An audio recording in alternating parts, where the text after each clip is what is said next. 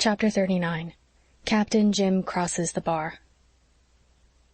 One day in late September, Owen Ford's book came at last. Captain Jim had gone faithfully to the Glen post office every day for a month, expecting it. This day he had not gone, and Leslie brought his copy home with hers and Anne's. "We'll take it down to him this evening," said Anne, excited as a schoolgirl.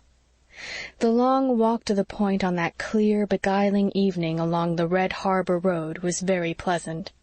Then the sun dropped down behind the western hills into some valley that must have been full of lost sunsets, and at the same instant the big light flashed out on the white tower of the Point. "Captain Jim is never late by the fraction of a second," said Leslie. Neither Anne nor Leslie ever forgot Captain Jim's face when they gave him the book. His book, transfigured and glorified.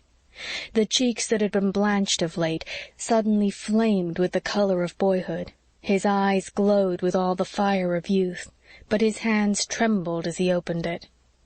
It was called simply The Life Book of Captain Jim, and on the title page the names of Owen Ford and James Boyd were printed as collaborators. The frontispiece was a photograph of Captain Jim himself, standing at the door of the lighthouse looking across the gulf. Owen Ford had snapped him one day while the book was being written. Captain Jim had known this, but he had not known that the picture was to be in the book. "Just think of it," he said. "The old sailor right there in a real printed book. This is the proudest day of my life. I'm like to bust, girls. There'll be no sleep for me tonight. I'll read my book clean through before sunup." "We'll go right away and leave you free to begin it," said Anne. Captain Jim had been handling the book in a kind of reverent rapture. Now he decidedly closed it and laid it aside. "No, no, you're not going away before you take a cup of tea with the old man," he protested. "I couldn't hear to that. Could you, matey? The life book will keep, I reckon. I've waited for it this many a year. I can wait a little longer while I'm enjoying my friends." Captain Jim moved about, getting his kettle on to boil and setting out his bread and butter. Despite his excitement, he did not move with his old briskness. His movements were slow and halting, but the girls did not offer to help him. They knew it would hurt his feelings.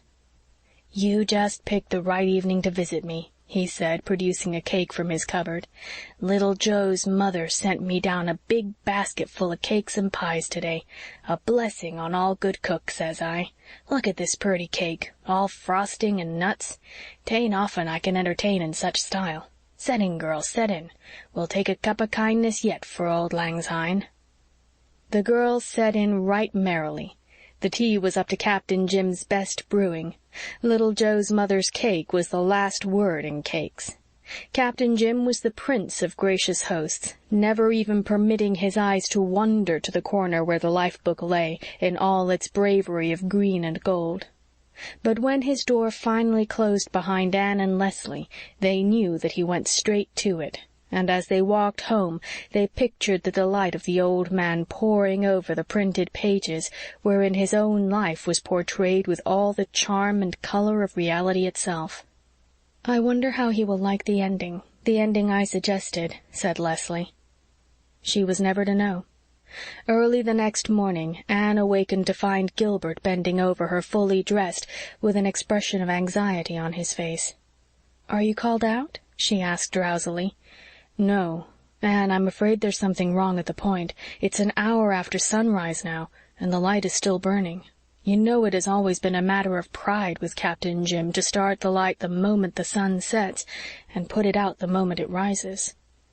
Anne sat up in dismay. Through her window she saw the light blinking palely against the blue skies of dawn.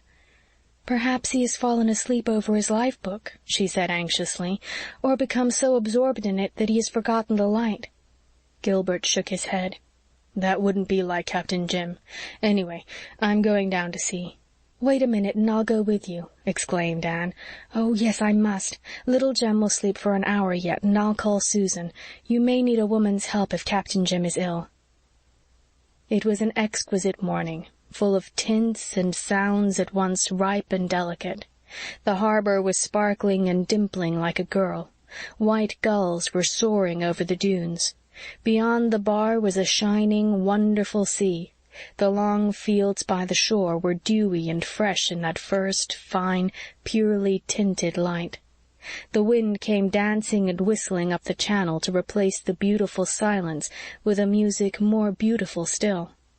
Had it not been for the baleful star on the white tower, that early walk would have been a delight to Anne and Gilbert, but they went softly with fear. Their knock was not responded to. Gilbert opened the door and they went in.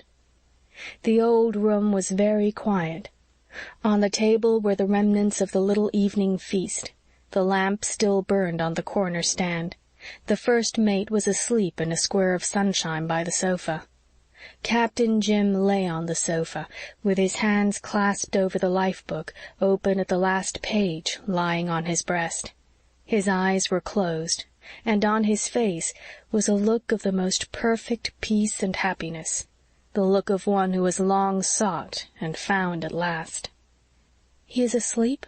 whispered Anne tremulously. Gilbert went to the sofa and bent over him for a few moments. Then he straightened up. "Yes, he sleeps.